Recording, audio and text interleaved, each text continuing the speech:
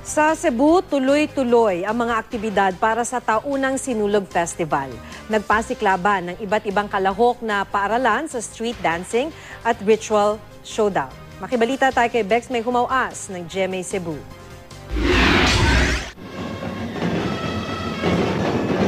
Nagpasiklaban ang mga contingent mula sa iba't ibang paaralan sa lalawigan ng Cebu sa Sinulog sa Kabataan nitong weekend. Nitong Sabado, 7 paaralan ang naglaban-laban sa Elementary Division. Sa huli, ang paglalarawan sa kasaysayan ng pananampalataya sa banal na Batang Jesus ang mas tumatak sa isipan ng mga hurado. Ang naturang interpretasyon, sinayaw ng Talisay City Central Elementary School. Sa Secondary School Division naman, naghari ang Kauswagan Cultural Troupe mula sa bayan ng Tuburan.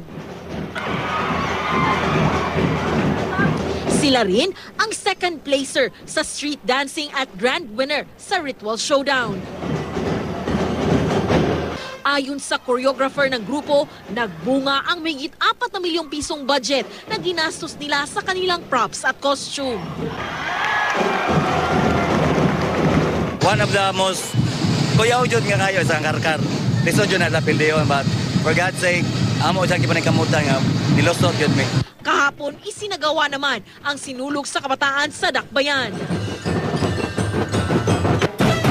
Sa Elementary Division, 7 grupo ang nagpasiklaban. Sa huli, itinanghal na nagwagi ang Dancing Ants ng Don Vicente Rama Memorial Elementary School. Nakakabinging hiyawan at palakpakan din ang natanggap ng mga contingent sa High School Division. Bawat grupo todo bigay sa performance, masungkit lang ang kampyonato.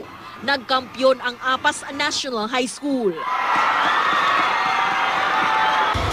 Makakasali sa Sinulog Grand Parade ngayong Enero 18 ang mga mananalo sa Sinulog sa Kabataan sa Lalawigan at Sinulog sa Kabataan sa Dakbayan. Inaasahang magiging matindi ang tagisan ng galing sa pagtatanghal ng Sinulog Dance sa darating na linggo. Kaya't ngayon pa lang, halos sold out na ang tickets sa Sinulog Grand Parade. Bex May Humawas, Nagbabalita, Pilipinas.